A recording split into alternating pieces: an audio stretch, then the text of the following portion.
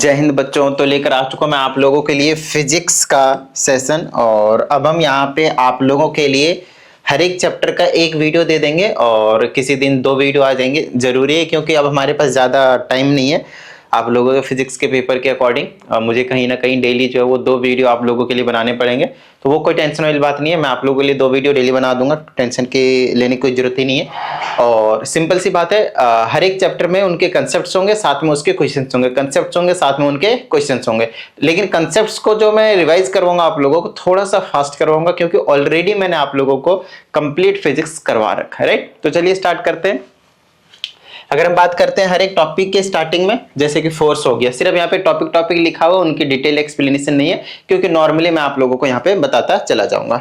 Force आपको पता है बिल्कुल बेसिक लैंग्वेज में, पुल और पुश ऑफ एनी ऑब्जेक्ट, है ना। किसी भी ऑब्जेक्ट को खींचते हो या फिर उसकी को अगर आप धक्का मारते हो तो उसे हम क्या कहते हैं, फोर्स कहते हैं। सिंपल, वेरी सिंपल, ठीक है। चलो अब अगर हम बात करते हैं कि भाई उसका इफेक्ट क्या देखने को मिलता है हमें, है ना। तो इफेक्ट का क्या मतलब है कि जब भी हमने फोर्स लगाया किसी भी ऑब्जेक्ट के ऊपर, तो उसका उसके ऊपर क्या प्रभाव पड़ा। नॉर्मल सी बात है, क्या इफेक्ट पड़ रहा है उसके ऊपर।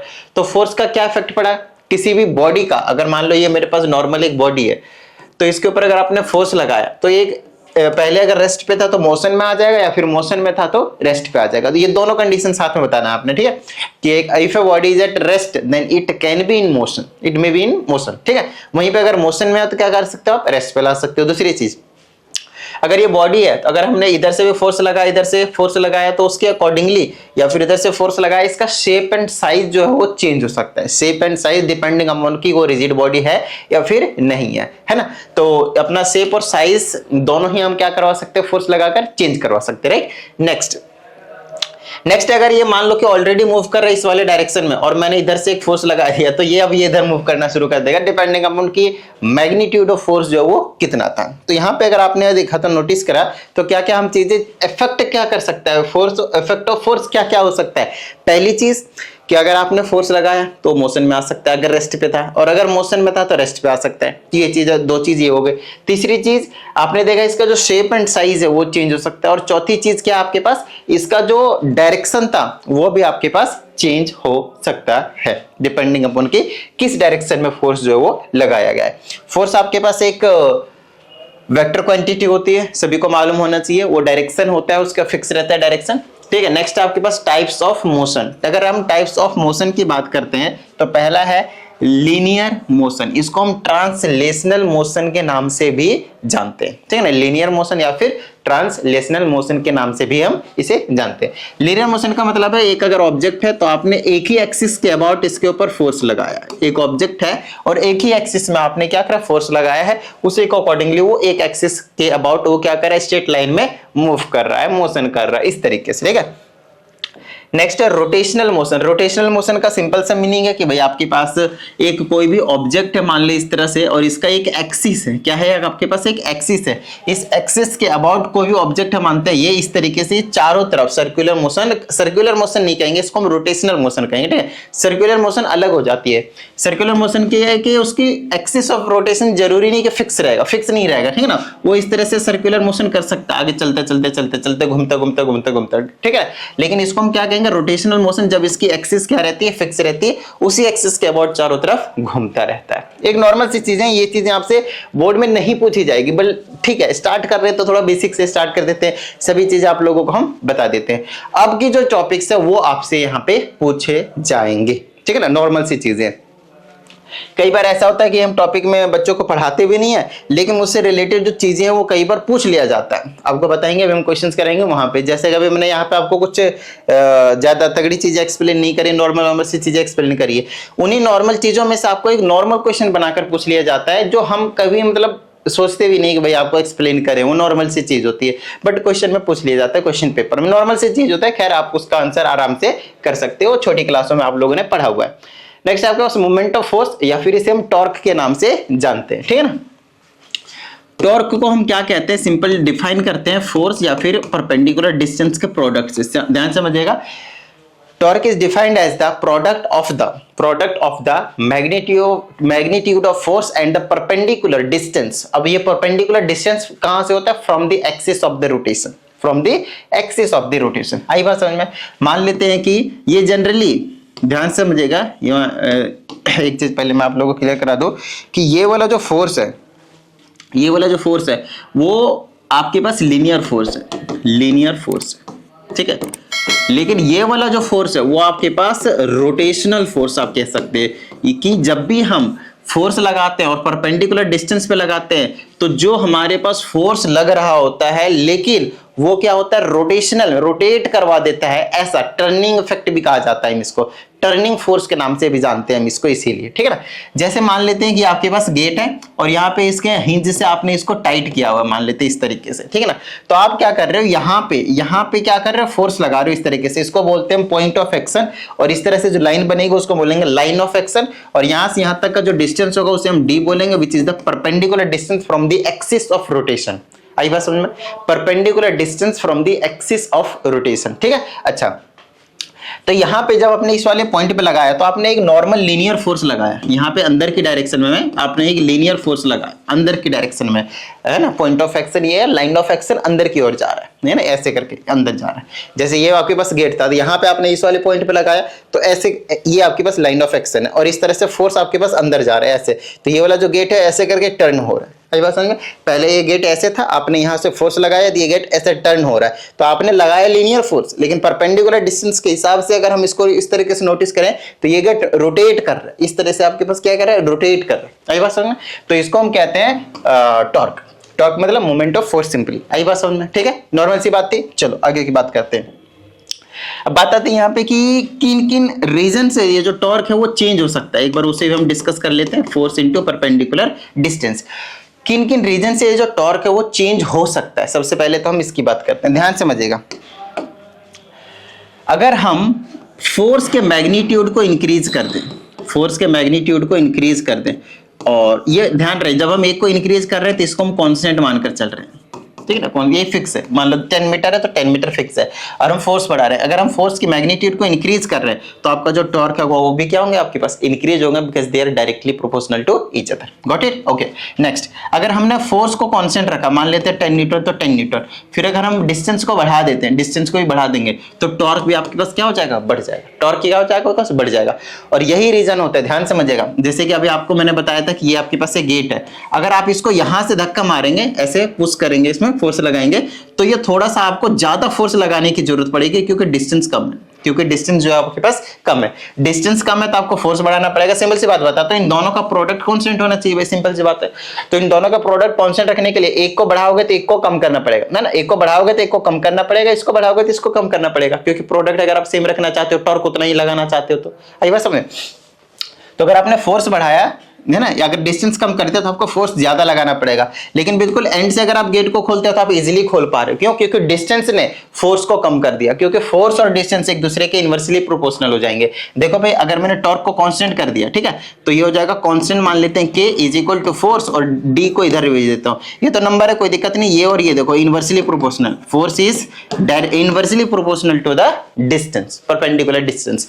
तो कभी भी ये वाला रिलेशन आए, कभी भी एक्सप्लेन करने के लिए आए, तो आप इसी रीजन को, मतलब यही रीजन देकर आप क्या करेंगे, एक्सप्लेनेशन देंगे कि भाई ऐसा है, जब भी हम force, sorry, in case of turning effect, force, linear force and perpendicular distance is inversely proportional to each other, and because of that when we apply force on door at the end we can easily push it or pull it। आई बात समझ में। तो ये वाला reason कई बार आपसे पूछ लिया जाता है कि आसानी से क्यों खोल पाते हैं, बिल्कुल एंड पे लगाते हैं तब। अगला है आपके पास, यहीं पे एक चीज और एक्सप्लेन कर देता हूं मैं। ये जो टॉर्क होता है, टॉर्क है ना, इसे हम दो तरीके से लगा सकते हैं, मैं आपको समझाता हूं। मान लेते हैं कि ये आपके पास कुछ भी है, आप यहां से एक टॉर्क लगा रहे हो ऊपर के डायरेक्शन में, है ना, इसको मैं वो क्या बोलता हूं, क्लॉकवाइज मूवमेंट। यहाँ पे डायरेक्शन की बहुत प्यारी बात होती है, कई बार यहाँ पे कॉन्सेप्चुअल क्वेश्चन बनाकर या फिर नॉर्मली एमसीक्यूज में पूछ लिया जाता है, तो बच्चे थोड़ी सी प्रॉब्लम क्रिएट हो जाते हैं, उनके लिए प्रॉब्लम हो जाती है। ध्यान समझिएगा, अगर यहाँ से यहाँ तक कुछ भी, ये this is your perpendicular distance and this is your force, इसे आप क्या कर रहे हो, इस तरह से लगा रहे हो, इस तरह से फोर्स लगा रहे हो, which is nothing but anti clockwise direction, anti clockwise direction, ठीक है, एंटी क्लॉकवाइज डायरेक्शन। जब आपने फोर्स जो लगाया है वो एंटी क्लॉकवाइज में लगा रखा है इस तरीके से, तो यहाँ पे जो टॉर्क निकल कर आता है, नो डाउट फोर्स इनटू में परपेंडिकुलर डिस्टेंस आएगा, इसमें कोई दिक्कत वाली बात नहीं है। लेकिन लेकिन लेकिन मेरी बात ध्यान से सुनिएगा, इसका जो डायरेक्शन यहाँ पे कंसिडर किया जाता है एंटी क्लॉकवाइज के केस में वो होता है आपके पास पॉजिटिव। क्या होता है आपके पास? पॉजिटिव। हाँ, एंटी क्लॉकवाइज के केस में पॉजिटिव होता है और क्लॉकवाइज के केस में नेगेटिव होता है। इसमें कोई डाउट वाली बात नहीं कि अभी तक आप लोगों को ये चीज पता होंगी। ठीक है, चलो यहीं पे अगर आपने जो टॉर्क है वो क्लॉकवाइज लगाया और टॉर्क या फिर इसी को आप मोमेंट ऑफ फोर्स भी कहते हैं, तो उस केस में आपके पास नेगेटिव कंसिडरेशन में लिया गया है। तो एक पॉजिटिव एक नेगेटिव, एंटी क्लॉकवाइज वाला पॉजिटिव है और क्लॉकवाइज वाला आपके पास नेगेटिव है। आई होप आपको क्लियर हो गया होगा। आइए कुछ हम इसके यूनिट्स की बात करते हैं। अगर हम टॉर्क तो देखते हैं तो टॉर्क का फॉर्मूला हो गया force into perpendicular. We also know that force is nothing but newton. SI unit क्या हो जाएगा आपके पास? न्यूटन। एंड डिस्टेंस का क्या आपके पास? Metre. So newton metre is the SI unit. कोई प्रॉब्लम वाली बात नहीं है भाई। ठीक है, चलें आगे। अच्छा, न्यूटन को जनरली हम क्या करते हैं? किलोग्राम फोर्स में भी रिप्रेजेंट करते हैं। तो किलोग्राम फोर्स हो जाएगा ये आपके पास। क्या हो जाएगा आपके पास? Kilogram force. तो इसमें कोई डाउट वाली बात नहीं होनी चाहिए कि ये आपके पास किलोग्राम फोर्स के फॉर्म में आप इसे क्या कर रहे हो? रिप्रेजेंट कर रहे हो। ठीक है, चलो अब ध्यान रखना, यहाँ पे एक चीज बड़ी प्यारी सी चीज है, इसकी एक सीजीएस यूनिट भी होती है इस वाले की। ये वाले आपके पास एसआई यूनिट हो गया, या फिर आप इसी चीज को इस फॉर्म में भी रिप्रेजेंट कर सकते हो, कोई दिक्कत नहीं, ये भी आपके पास एसआई यूनिट ही है। लेकिन सीजीएस यूनिट के केस में क्या होता है? जो न्यूटन होता है, ध्यान समझिएगा, ये जो आपके पास न्यूटन होता है उसकी जो एसआई यूनिट होती है, सॉरी एसआई यूनिट तो न्यूटन ही है फोर्स की, लेकिन उसकी जो सीजीएस यूनिट होती है, सीजीएस यूनिट होती है, वो आपके पास क्या होती है? डाइन होती है। क्या होती है आपके पास? डाइन। तो ये हो जाएगा डाइन। और मीटर की जो सीजीएस यूनिट होती है वो आपके पास सेंटीमीटर। कहीं पे केजी वगैरह आ जाए तो उसकी जो सीजीएस यूनिट होती है वो होती है आपके पास ग्राम। 11th क्लास में आप डिटेल में पढ़ने वाले हो एसआई यूनिट और सीजीएस यूनिट से रिलेटेड बहुत सारी चीजों के बारे में, प्लस इनकी आप कन्वर्जेंस भी देखेंगे, वो भी फर्स्ट चैप्टर में ही देख लोगे आप लोग, ज्यादा टेंशन लेने की जरूरत नहीं। खैर अभी के लिए आप लोग समझिए एसआई यूनिट न्यूटन मीटर है और आपके पास सीजीएस यूनिट क्या आपके पास? Dyne and centimetre. I hope आप लोगों को ये जो चीज है वो समझ में आ गया होगा।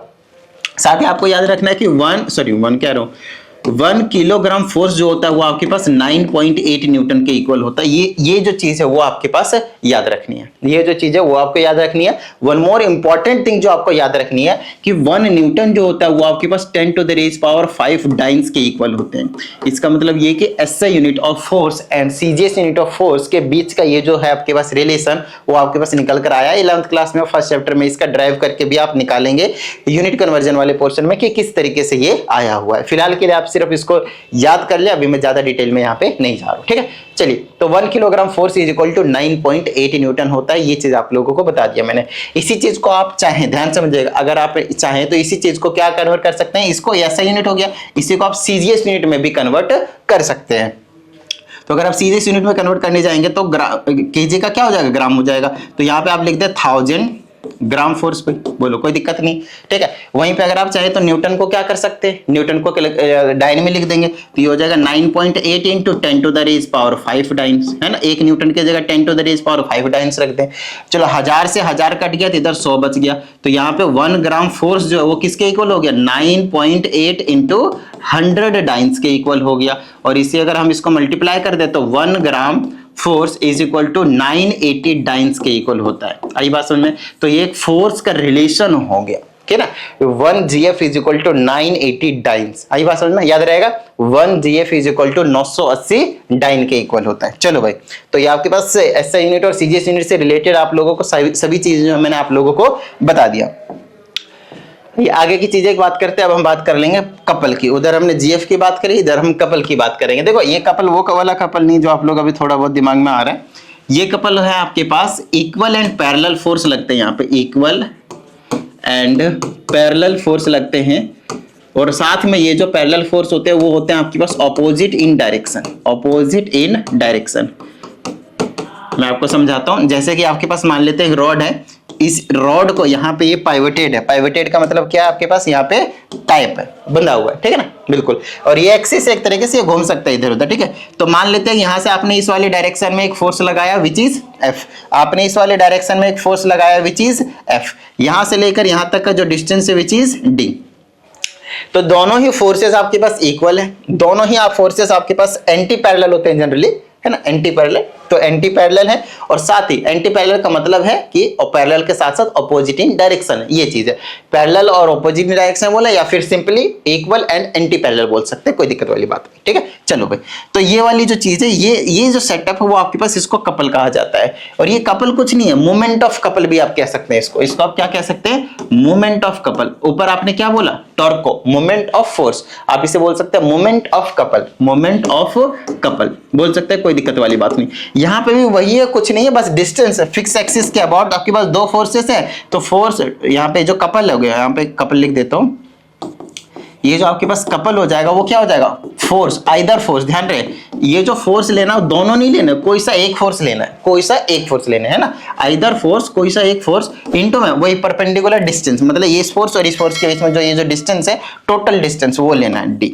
वहां पे एक ही एक्सिस के अबाउट इधर से टॉर्क होता था, लेकिन यहाँ पे आपके पास क्या है, दोनों तरफ से है। उसके बाद आपसे टॉर्क और ये जो कपल है उन दोनों से रिलेटेड, इसकी यूनिट भी सेम ही रहेगी, न्यूटन मीटर, ठीक है ना, यूनिट वगैरह सारी चीजें सेम रहने वाले, ठीक है। चलिए ओके, अब मेरी बात ध्यान से सुनिएगा। आप लोगों से जो क्वेश्चन पूछे जाते हैं ना, वो एप्लीकेशन बेस्ड क्वेश्चन पूछे जाते हैं, जैसे टॉर्क, कि आप टॉर्क का कहाँ पे यूज कर रहे हैं, वो वाली चीज हो गया। जैसे कपल, आप कपल का कहाँ यूज करना है, तो टॉर्क का आपको बताया एक साइड जहां पे भी रोटेशनल मोशन लाना होता है। लेकिन अब आपको एक्चुअल जो यूज है टॉर्क, मोमेंट ऑफ फोर्स या फिर मोमेंट ऑफ कपल, उसकी पता चलेगी। ध्यान समझिएगा, आप कभी भी ना एक डायरेक्शन में फोर्स अप्लाई नहीं करते हो, ध्यान समझिएगा।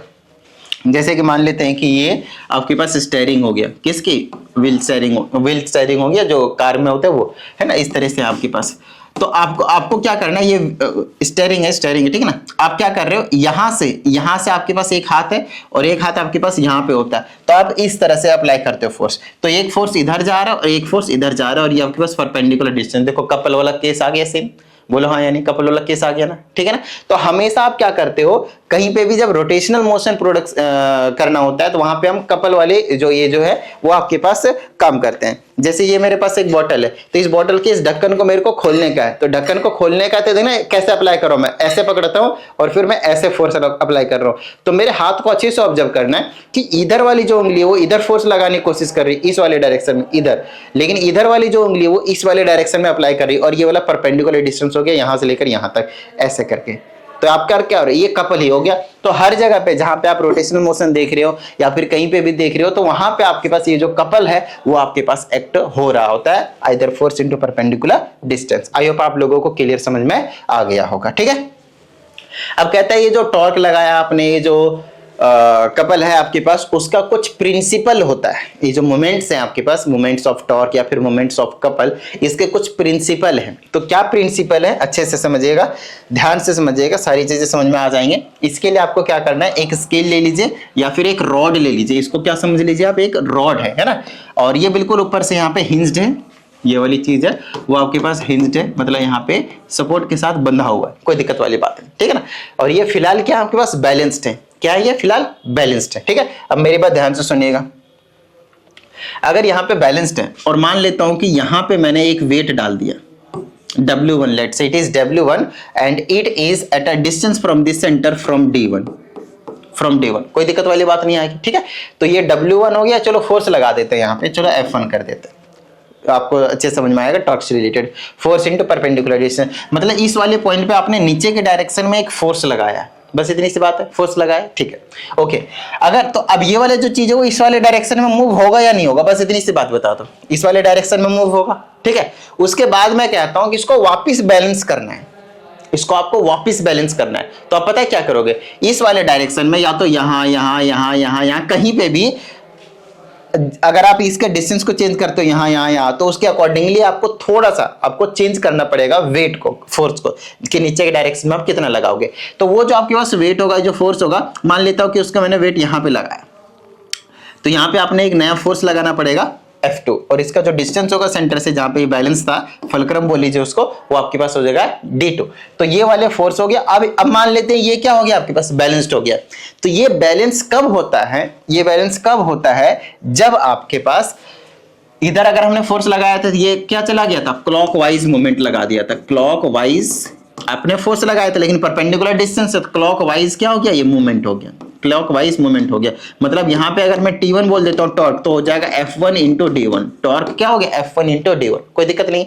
वहीं पे अगर आप इसको वापिस इनिशियल कंडीशन में बैलेंस करने के लिए इधर कुछ फोर्स लगाया है which is called anti clockwise. देख लीजिए डायरेक्शन, देख लीजिए एंटी क्लॉकवाइज डायरेक्शन में, तो इसको हम कहते हैं एंटी क्लॉकवाइज मूवमेंट। ठीक है, तो ये जो प्रिंसिपल ऑफ मूवमेंट है वो कुछ और नहीं है, इनका सिर्फ इतना सा कहना है कि clockwise movement and anti clockwise movement हमेशा इक्वल होगा, तभी ये वाली जो चीज है वो बैलेंस्ड रहेगी। बस ये कहानी है आपके पास। ये जो सेटअप है, अगर आप चाहते हैं कि इसको बैलेंस्ड रखें तो आपको clockwise movement and anti clockwise movement को बिल्कुल सेम रखना पड़ेगा। तो क्लॉकवाइज मूवमेंट निकाल लिया ये वाला, एंटी क्लॉकवाइज मूवमेंट ये वाले निकाल लिया, और दोनों को आपने इक्वेट कर दिया, इक्वल रख दिया। This is your principle of movement. ठीक है, तो आपको एक चीज हमेशा ध्यान रखना है, ये चीज पूछे ना पूछे, पूछेंगे तो एक आधे नंबर में पूछ लेंगे, नहीं तो आप लोगों से गारंटी के साथ एक न्यूमेरिकल पूछा जाएगा इस वाले कॉन्सेप्ट पे। इसी तरह से आपके पास स्केल दी जाएगी, कई चीजें इंफॉर्मेशन दी जाएंगी, ये चारों चीजें दिखी जाएंगी, दोनों इक्वल होते हैं, उसे इक्वेट करके आपको वहां से कुछ न कुछ चीजें निकालने के लिए कही जाएगी। कई बार वेट ऑफ द स्केल निकालने के लिए कहा जाता है। तो हर एक तरह के क्वेश्चन हमने आपके लिए इंक्लूड किया है इस वाली वीडियो में, तो टेंशन मत लीजिए। एक बार पहले कॉन्सेप्ट्स को क्लियर कर लीजिए, फिर अच्छे से समझ में चीजें आना शुरू हो जाएंगे। ठीक है, चलिए अब हम बात करेंगे सेंटर ऑफ ग्रेविटी की। अगर हम सेंटर ऑफ ग्रेविटी की बात करते हैं तो बिल्कुल बेसिक सी चीजें ध्यान से समझिएगा, मजा सा आ जाएगा। ठीक है ना, ध्यान समझिएगा। तो सेंटर ऑफ ग्रेविटी का मतलब क्या होता है, सबसे पहले तो हमें यही समझना है। The centre of gravity is nothing but centre of mass, you can say also centre of मास। ठीक है, so centre of mass, what is centre of mass? So you will say it is a point on any body, on any body of any body, बोलिए not on any body, क्योंकि centre of मास जो है वो बाहर भी हो सकते हैं, अंदर जरूरी नहीं लाई करे। सेंटर ऑफ मास आपके पास बाहर भी लाई कर सकता है। तो it is a point of any body where whole mass of a body is concentrated. आई बात समझ में? Whole mass of a body is concentrated, मतलब एक ऐसा पॉइंट आप कह लीजिए जहां पे आप पूरे बॉडी को क्या कर सकते हो, बैलेंस कर सकते हो। आई बात समझ में? पूरे बॉडी को आप क्या कर सकते हो, बैलेंस कर सकते हो। ठीक है, जैसे कि मेरे पास ये बॉक्स है, तो अगर मैं चाहता हूं कि इस बॉक्स को मैं यहां से बैलेंस करूं तो क्या कर पाऊंगा मैं, यहाँ पे इस तरह से, ये तो नीचे गिर जाएगा। आई बात समझ में? लेकिन अगर मैं इस वाले बॉडी को इस वाले पॉइंट से बैलेंस करने की कोशिश करता हूं, अगर ये यूनिफॉर्म हुआ तो, जो कि अरे इसके अंदर तो काजू किशमिश है, तो यूनिफॉर्म नहीं होगा तो उसके अकॉर्डिंगली इसका जो सेंटर ऑफ मास है वो आपके पास शिफ्ट होते रहेंगे, जिधर आपके पास वेट ज्यादा रहेगा उधर। ये बैलेंस क्यों नहीं हो रहा भाई? गिर मत जाना, फिर मेरे को उठाना पड़ेगा। आजा, ये मैं नहीं कर रहा है इसके साथ, चलो मोबाइल के साथ कर लेते हैं। जैसे मेरे पास ये मोबाइल है, तो इसका सेंटर ऑफ मास कहीं पे यहाँ पे लाई करेगा, अगर ये यूनिफॉर्म है तो लगभग यहाँ पे क्या हो जाएगा, बैलेंस हो जाएगा। आई बात समझ में? जैसे ये हो गया, तो जिस पॉइंट पे ये पूरे बॉडी का मास कॉन्सेंट्रेटेड होता है, उसी पॉइंट को हम क्या कहते हैं, सेंटर ऑफ ग्रेविटी या फिर सेंटर ऑफ मास। अभी बात समझ में? तो सिंपली आपको ये चीज समझना है कि सेंटर ऑफ मास क्या होता है, एक ऐसा पॉइंट जहां पे पूरे बॉडी का भार जो है वो वहां पे रखा हुआ है। अब हमारे पास centre of gravity of some regular objects, फिर आपके पास uniform circular motion, centripetal centrifugal बता देंगे, उसके बाद आपके पास जो चैप्टर है वो आपके पास खत्म हो जाएगा। तो ये वाला जो पॉइंट है वो अच्छे से समझिएगा, कई बार यहाँ पे इससे रिलेटेड जो क्वेश्चन है वो पूछे जाते हैं। ठीक है, तो बहुत तरह के आपके पास जो यहाँ पे ऑब्जेक्ट है वो देखने को मिलते हैं, और हमें पता नहीं होता है कि उसका जो सेंटर ऑफ ग्रेविटी है वो आपके पास कहाँ पे लाई करेगा। ठीक है, ध्यान समझिएगा। हो सकता है इस बार आप लोगों के एमसीक्यूज वगैरह में एक क्वेश्चन ऐसा जरूर पूछा जाए, या फिर असर्शन रीजन में मैक्सिमम चांस है कि जैसे ऐसे बोल देंगे कि all the bodies centre of mass lie inside the body, है ना, और दूसरे में कुछ और दे देंगे। तो यहाँ पे आपको हमेशा क्लियर करके रखना है कि सेंटर ऑफ मास, या फिर सिंपली आप बोल सकते हैं centre of gravity is not necessary that it will lie inside the body, it can lie outside the body. आई बात समझना, तो ध्यान रहे इस चीज का। ठीक है ना, और आप लोगों को मैंने कुछ एग्जांपल्स भी बताए हुए हैं कि किस तरीके से है। बाकी मैं आप लोगों को बता देता हूँ, जैसे अगर आपने एक रिंग लिया तो इसका सेंटर ऑफ मास यहाँ नहीं लाई करेगा। अगर आप इसको बैलेंस करना चाहते हैं तो यहाँ से बैलेंस करना पड़ेगा। सर यहाँ से कैसे बैलेंस करेंगे, यहाँ से तो होगा ही नहीं। तो यहाँ पे लिटिल बिट थोड़ा सा धागा लगा लीजिए इस तरीके से, और फिर आप इसको यहाँ से इस वाले पॉइंट से ऐसे करके बैलेंस कर पाएंगे। वहीं पे क्या नाम था उसका, नाम ही भूल गया मैं। हाँ बूमरैंग, बूमरैंग का आप लोगों ने नाम सुना होगा। इस तरीके से रहता है, थोड़ा सा कर्व टाइप का इस तरीके का, जिसको फेंकते हैं तो वापस हमारे पास ही आ जाता है, तो वो बूमरैंग हो गया। और दूसरा आपके पास हॉर्स शू आप लोगों ने देखा होगा, इस टाइप का रहता है, नाल, जिसको घोड़े की नाल कहते हैं, हॉर्स शू, है ना। तो इस टाइप का, तो इनका जो सेंटर ऑफ मास होता है जनरली क्या करते हैं, आउटसाइड लाई करते हैं, इनसाइड द बॉडी लाई नहीं करते हैं। अब हमारे पास कुछ रेगुलर शेप्स है जैसे कि सर्कुलर प्लेट हो गया, आई बात समझ में, है ना, या फिर रिंग हो गए। इनके जनरली कहां पे लाई करते हैं, ज्योमेट्रिकल सेंटर पे, नॉर्मल जो जहां पे सेंटर होने चाहिए उसको बोलते हैं ज्योमेट्रिकल सेंटर, वहां पे लाई करते हैं। उसके बाद हो गया हॉलो स्फीयर या फिर सॉलिड स्फीयर, कुछ भी कह लो, कोई दिक्कत वाली बात नहीं है। हॉलो स्फीयर या फिर सॉलिड स्फीयर कहां पे लाई करेगा भाई, बिल्कुल सेंटर पे, कोई दिक्कत वाली बात नहीं, ज्योमेट्रिकल सेंटर पे। वहीं पे अगर हम एक रॉड की बात करेंगे तो कहां पे लाई करेगा, exact mid point of the rod. दूसरी चीज, अगर आप एक सिलेंडर की बात करेंगे तो कहां पे लाई करेगा, इसके एक्सिस है, एक एक्सिस के मिड पॉइंट पे, है ना। ये जो एक्सिस है आपके पास, या फिर इधर से एक्सिस बना सकते हैं, उसके एग्जैक्ट मिड पॉइंट पे इनके जो सेंटर से वो आपके पास लाई करने वाले हैं। ये बिल्कुल नॉर्मल वाले वो है जहां पे इनके होने चाहिए सेंटर, वहीं पे एक्चुअल में होते हैं। बट कुछ हमारे पास ऐसे भी होते हैं जिनके सेंटर जहां पे होने चाहिए वहां पे नहीं होते हैं। कई बार जैसे कि ये हो गया मेरे पास एक कोन है, जैसे ये हो गया मेरे पास, मान लेते हैं ये आपके पास हॉलो कोन है, क्या ये हॉलो कोन है।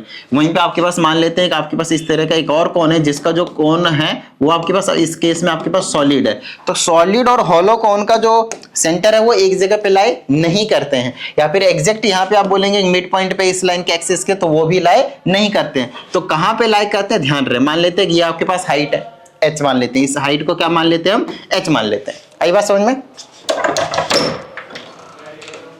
मान लेते हैं कि ये वाला जो हाइट है आपके पास h है, तो ये कहां पे लाई करेगा आपके पास सेंटर, वो हमें देखना है। जैसे यहाँ पे आपके पास हाइट है, वो क्या आपके पास हाइट है, वो h है, वो कहां पे लाई करेगा। तो एक नॉर्मल सा एक अजम्पशन लगाइए कि इसका जो सेंटर है वो थोड़ा नीचे लाई करेगा या ऊपर, इसका सेंटर थोड़ा नीचे लाई करेगा या ऊपर, डिपेंडिंग अपॉन मास, क्योंकि मास जिधर ज्यादा होगा उधर आपके पास सेंटर ऑफ ग्रेविटी क्या होता है, शिफ्ट हो जाता है। फॉर एग्जाम्पल, अगर आपने एक रॉड लिया, बिल्कुल कंप्लीटली यूनिफॉर्म है, मतलब हर जगह से बिल्कुल थिकनेस सेम है, मटेरियल सेम है, तो इसका मिड पॉइंट पे लाई करेगा सेंटर ऑफ मास एग्जैक्ट बीच में। But what about if I say that we have like a rod like this, इस टाइप का अगर आपके पास एक रॉड है, तो क्या आप एग्जैक्ट मिड पॉइंट से इसे बैलेंस कर पाएंगे, तो सेंटर ऑफ मास वहां तो नहीं लाई करेगा भाई, आप बैलेंस नहीं कर पाएंगे। आप यहां पे कहीं से बैलेंस कर रहे होंगे, तो जिस साइड सेंटर से जिस साइड मास ज्यादा हो गया, उसी side centre of mass shift हो जाता है। आई बात समझ में, तो यहां पे भी वैसा ही कुछ होता है, सेंटर ऑफ मास थोड़ा सा नीचे शिफ्ट हो जाएगा, मतलब इसका जो सेंटर ऑफ मास होगा सॉलिड वाले का, वो थोड़ा सा नीचे हो जाएगा। If height is at, then इसका जो सेंटर ऑफ मास लाई करेगा वो h/4 पे लाई करेगा, और ये जो h होना चाहिए, ये जितना भी डिस्टेंस आएगा वो होना चाहिए फ्रॉम बेस, कहां से होना चाहिए, फ्रॉम बेस। और इसका जो सेंटर ऑफ मास होता है वो होता है आपके पास लगभग थोड़ा ऊपर लाई करता है इसका h/3 फ्रॉम बेस। यही बात समझ में, मतलब जितना भी इसको मान लेते हैं 12 सेंटीमीटर है इसकी हाइट, तो h/3 किया मैंने, h/3 आया तो क्या होगा 12/3 विच इज 4 सेंटीमीटर। तो बेस से लेकर 4 सेंटीमीटर पे इसका जो सेंटर है वो आपके पास लाई करने वाला है। वहीं पे अगर हमने इसकी हाइट वही सेम ले रही है 12 सेंटीमीटर, तो h/4 करेंगे 12/3 विच इज 3 सेंटीमीटर। आई बात समझ में, तो 3 सेंटीमीटर बेस से होकर 3 सेंटीमीटर, मतलब थोड़ा सा नीचे ही आपके पास इसका जो सेंटर ऑफ मास है वो आपके पास लाई करेगा, सेंटर ऑफ ग्रेविटी वो लाई करने वाला है। आई होप आप लोगों को क्लियर हो गया होगा, ठीक है, ओके। और इसमें कुछ ऑब्जेक्ट्स ले सकते हैं, जैसे एक ट्रायंगुलर लेमिना का भी कई बार इसमें क्वेश्चन पूछा जाता है आप लोगों से, मैक्सिमम चांस है इस बार पूछने के। अगर आपके पास एक ट्रायंगुलर लेमिना है, बोल इसका जो सेंटर ऑफ मास होगा, सेंटर ऑफ ग्रेविटी होगा, वो कहां पे लाई करेगा, तो कोई दिक्कत वाली बात नहीं है। इनके जो मीडियंस होते हैं, ये रहा एक मीडियन, ये रहा दूसरा मीडियन, ये रहा तीसरा, एंगल बाइसेक्टर नहीं कर रहा, मीडियन, जिसे आप इस वाले पॉइंट को सेंट्रॉइड के नाम से भी जानते थे। तो इनका जो सेंटर ऑफ ग्रेविटी होता है वो आपके पास सेंट्रॉइड पे लाई करता है, which is nothing but the point of intersection of medians of any triangle. I hope आप लोगों को क्लियर हो गया होगा। आई बात समझ में, चले आगे। अब हम आगे बात कर लेते हैं यूनिफॉर्म सर्कुलर मोशन की, ठीक है। तो यूनिफॉर्म सर्कुलर मोशन में क्या है, ध्यान से समझिएगा, यहाँ पे ध्यान से समझिएगा, बच्चों को बहुत ज्यादा डाउट भी रहते हैं कई बार। मान लेते हैं आपके पास एक सर्कल है और इसमें आपने क्या किया, एक ऑब्जेक्ट लिया है जो कि कॉन्टिन्यूसली मूव कर रहा है, विच इज कंटिन्यूसली मूविंग। तो ये क्या कर रहा है, स्पीड।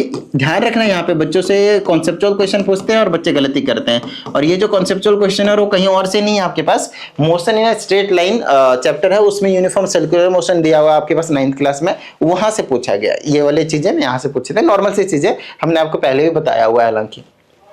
खैर, स्पीड इस केस में कांस्टेंट रहता है। मान लेते हैं स्पीड अगर हमने इसकी मान लेते हैं 10 metre per second, so it is 10 metre per second, constantly it is moving with speed of 10 metre per second.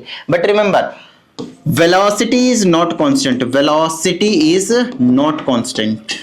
ध्यान रहे, कई बार एक क्वेश्चन में पूछा जाता है कि is it possible to have constant speed but variable velocity. तो यहाँ पे बच्चे कंफ्यूज हो जाते हैं, सर ये कैसा क्वेश्चन पूछ लिया, दोनों ही सेम होते हैं। गलत बात, दोनों सेम नहीं होते हैं। स्पीड के पास डायरेक्शन नहीं होता है, व्हाइल वेलोसिटी हैव डायरेक्शन। आई बात समझ में? तो वेलोसिटी के पास अगर डायरेक्शन होते हैं तो वेलोसिटी ना हर पॉइंट पे अपना डायरेक्शन चेंज करता है, यूनिफॉर्म सर्कुलर मोशन। कैसे, ध्यान समझना। जैसे अगर मैंने एक बॉडी को घुमा रहा हूं और अचानक से मैंने उस घुमाते घुमाते को छोड़ दिया, तो इस वाले पॉइंट पे मान लो मैंने छोड़ा, तो ये ना बॉडी ना बिल्कुल इधर जाने की कोशिश करेगी, इस वाली डायरेक्शन में, समथिंग वेलोसिटी से जिस वेलोसिटी से मूव कर रहा था उस टाइम पे, है ना। अब ध्यान समझना ये है कि इसकी डायरेक्शन इस वाले पॉइंट पे ये है, बट इस वाले पॉइंट में क्या डायरेक्शन वही है? नहीं, इस वाले पॉइंट में डायरेक्शन अलग हो गया। इस वाले पॉइंट में क्या डायरेक्शन वही है? नहीं, इस वाले पॉइंट में डायरेक्शन अलग हो गया। तो यहाँ पे वेलोसिटी हर एक पॉइंट में डायरेक्शन की वजह से चेंज हो रहा होता है। आई बात समझ में?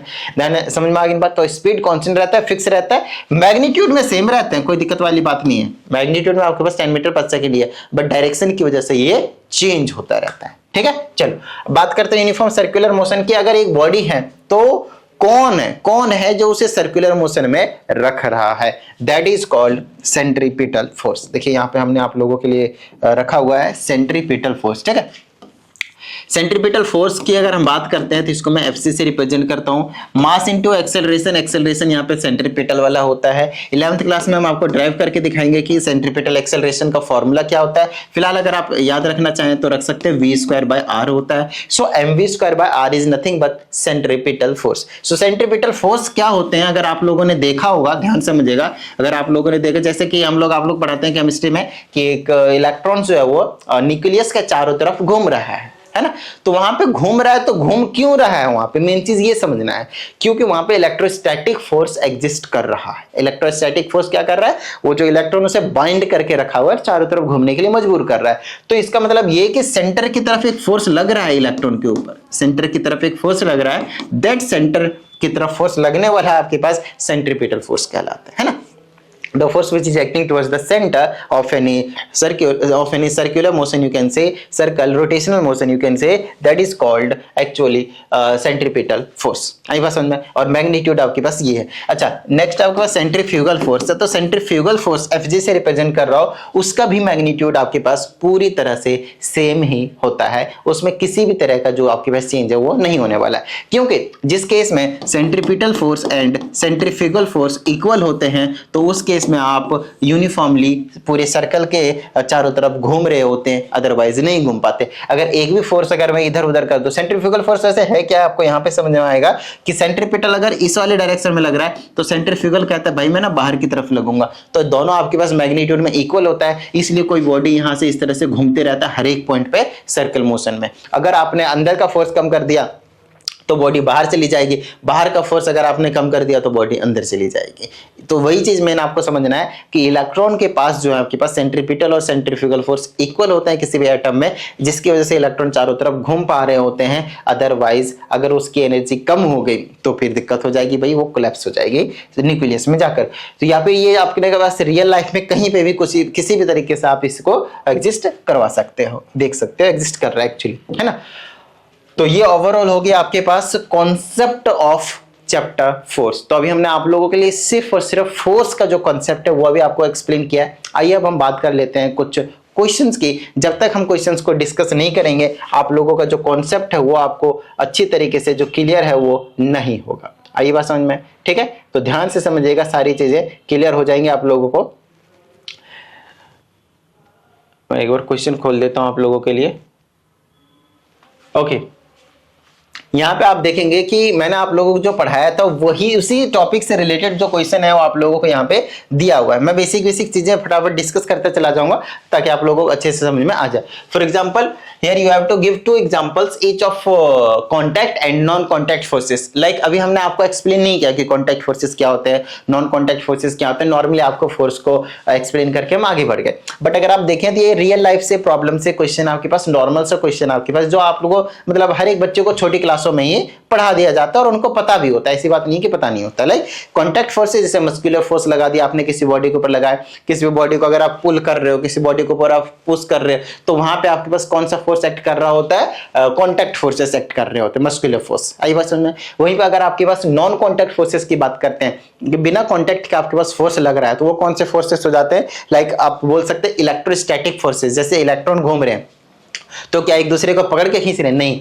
एक दूसरे के डिस्टेंस पे still they are attracting each other, right? तो वहां पे आपके पास इलेक्ट्रोस्टैटिक फोर्सेस की अगर हम बात करते हैं, प्लस और माइनस चार्जेस के बीच में जो फोर्स लग रहा होता है, उसे आप नॉन कॉन्टैक्ट फोर्सेस का एग्जांपल दे सकते हैं। दो मैग्नेट्स आपस में अट्रैक्ट कर रहे हैं तो वहां पे आप उसका एग्जांपल दे सकते हैं। रिपेल कर रहे हैं उसका आप एग्जांपल दे सकते हैं। So this are the examples of non contact forces. ठीक है, चलिए अगले पे आ जाते हैं। अगला है आपके पास why is it easier to open a door by applying the force at the free end of it. यही सेम क्वेश्चन अभी हमने आपको एक्सप्लेन किया था जब हम आपको टॉर्क वाला टॉपिक जो है उसी वाली वीडियो में आपको हम एक्सप्लेन कर रहे थे, तो वहां से एक बार देख लीजिए। ये बिल्कुल थ्योरी वाले क्वेश्चन मैं आप लोगों को बताऊंगा नहीं, क्योंकि ऑलरेडी अभी तक जो मैं आप लोगों को करवा रहा था वो क्या करवा रहा था? थ्योरी तो करवा रहा था, सही बात समझ में? तो सभी चीजें वहां पे A to Z हमने आपको एक्सप्लेन किया है। ठीक है, आइए अगली की बात करते हैं। अब सेंटर ऑफ ग्रेविटी, ये थ्योरेटिकल वाले क्वेश्चन है, जस्ट आपको मैं बता रहा हूं कि अभी जो मैंने आपको एक्सप्लेन किया वही आपसे यहाँ पे किस टाइप से क्वेश्चन पूछा जा सकता है। अब वापिस यहाँ पे वही सेम चीज, तो मतलब बेवकूफी वाली बात हो गई ना। अरे बात समझ में? कितनी बार एक्सप्लेन करें एक ही वीडियो में, वो भी। ठीक है, नेक्स्ट है आपके पास जैसे इफेक्ट ऑफ फोर्स पूछा है, तो क्या हमने आपको इफेक्ट ऑफ फोर्स नहीं बताया? चार इफेक्ट ऑफ फोर्स बताए। चलो भाई आगे की बात करते हैं। What is meant by equilibrium? State the conditions of equilibrium of a body. तो इक्विलिब्रियम की कंडीशन हमने आपको शायद नहीं बताई वहां पे, शायद मैं लिखना भूल गया। ठीक है, अभी बता देते हैं, वही ध्यान समझना। इक्विलिब्रियम ऑफ अ बॉडी का क्या मतलब है, सबसे पहले वो चीज समझने की कोशिश करते हैं। So whenever we talk about equilibrium of a force और इक्विलिब्रियम ऑफ अ बॉडी, इसका मतलब ये है कि हम बात करते हैं कि वो जो बॉडी है वो अपना पोजीशन चेंज नहीं कर रही है। फॉर एग्जांपल मेरे पास एक ये बॉक्स है, let's say it is kept on the ground. ठीक है, इस तरह से। तो अगर मान लेते हैं कि अगर हमने इसके ऊपर एक फोर्स लगाया in this direction, F1 force है ना, एंड इस वाले डायरेक्शन में भी अगर हमने एक फोर्स लगाया which is F2 force, and if we take condition such that F1 is equal to F2, and remember this body is rigid body. Rigid body क्या होता है मालूम होना चाहिए आप लोगों को। अगर हमने एक रिजिड बॉडी की बात करें तो कंप्लीटली सॉलिड होता है, उसके ऊपर अगर हमने फोर्स लगाया तो बॉडी का शेप साइज जो है वो चेंज नहीं होता है, कंप्लीटली सॉलिड। पत्थर मान लीजिए, ठीक है, स्टोन। ठीक है, ओके। तो इधर से हमने एक फोर्स लगाया, हमने एक इधर से फोर्स लगाया, नॉर्मल फोर्स लगा रखे F1 F2। अगर हमने कंडीशन लिया कि F1 और F2 दोनों इक्वल है, ध्यान समझिएगा, F1 एंड F2 अगर आपके पास दोनों ही इक्वल है, इसका मतलब समझ रहे हैं, ये बॉडी जहां पे पहले थी वहीं पे अब भी रहेगी। इसका मतलब ये क्या है, आपके पास इक्विलिब्रियम के कंडीशन पे है। इक्विलिब्रियम का कंडीशन क्या हो गया? Sum of all forces and sum of all torques. Torques मतलब टर्निंग इफेक्ट, जो आपके पास रोटेशन मोशन में फोर्स लगाते हैं, मोमेंट ऑफ फोर्स, इन दोनों का सम अगर इसी किसी भी तरीके से कोई लीनियर फोर्स लग रहा है या फिर कोई आपके पास टर्निंग इफेक्ट वाला फोर्स लग रहा है, तो इनका सम हमेशा जीरो होना चाहिए। बात आती है सर इसका सम जीरो कैसे होगा? हमने 10 न्यूटन का फोर्स लगाया, मान लेते हैं कि इधर से, और अगर आपने चलो थोड़ी देर के लिए आपने ये भी बताया कि ये F1 और F2 इक्वल है, तो ये भी 10 न्यूटन का फोर्स होगा, तो इनका सम करेंगे तो 20 न्यूटन हो जाएगा। तो ये जीरो कैसे हुआ? Remember it, what I had already told you that force is a vector quantity and vector quantity के केस में डायरेक्शन होता है। तो अगर ये राइट साइड लग रहा है तो ये लेफ्ट साइड लग रहा है। अगर मैं राइट साइड वाले को लगने वाले फोर्स को प्लस 10 न्यूटन मानो तो इसको आपको माइनस 10 न्यूटन मानना पड़ेगा, विच इज द जीरो। सम अगर आप करते हैं तो उसके आ जाएगा आपके पास जीरो। आई बात समझ में? तो नेट फोर्स जो लगता है इसी किसी चीज कहता है नेट फोर्स। नेट फोर्स में आपके पास हर तरह की फोर्सेस आ जाते हैं। तो नेट फोर्स में जनरली हम दो तरह के फोर्सेस में लगाते हैं, एक लीनियर फोर्स और एक आपके पास टॉर्क। तो लीनियर फोर्स का सम एंड टॉर्क का सम जो आपके पास जीरो के इक्वल आ जाए तो उस कंडीशन को हम कहते हैं कि एक बॉडी जो है वो इक्विलिब्रियम के कंडीशन पे आ गई है। ठीक है, चलो अच्छा अगर एक बॉडी मूव कर रही है, ध्यान समझिएगा, अगर एक बॉडी मूव कर रही है तो क्या वो भी इक्विलिब्रियम में हो सकता है? यस। अगर आप टाइप्स की बात करते हैं इक्विलिब्रियम की तो ध्यान से समझिएगा, ये दो टाइप के होते हैं। एक आपके पास होता है स्टैटिक इक्विलिब्रियम, एक होता है आपके पास स्टैटिक इक्विलिब्रियम, और एक होता है आपके पास डायनेमिक इक्विलिब्रियम। डायनेमिक इक्विलिब्रियम, ठीक है। अब ये स्टैटिक इक्विलिब्रियम, स्टैटिक और डायनेमिक का क्या मतलब है, ध्यान समझिएगा। स्टैटिक का मतलब आपने एक्सटर्नल फोर्स लगाया but initially the body was at rest and still it is in rest. इसका मतलब क्या है, एक बॉडी रेस्ट पे था भाई, आपने फोर्स लगाया इधर से भी इधर से, चाहे 50 फोर्स लगा रहे हो उससे कुछ फर्क नहीं पड़ रहा, वो बॉडी अगर रेस्ट पे थी तो रेस्ट पे ही रहेगी, ठीक है। उसकी पोजीशन में किसी भी तरह का कोई भी चेंज जो वो नहीं आया है, जिसकी वजह से हम कह रहे हैं कि बॉडी के आपके पास रेस्ट पे है। ये फिजिक्स के लैंग्वेज में, केमिस्ट्री के लैंग्वेज में अलग है इक्विलिब्रियम में होने का मतलब, वो आपको केमिस्ट्री में समझाएंगे।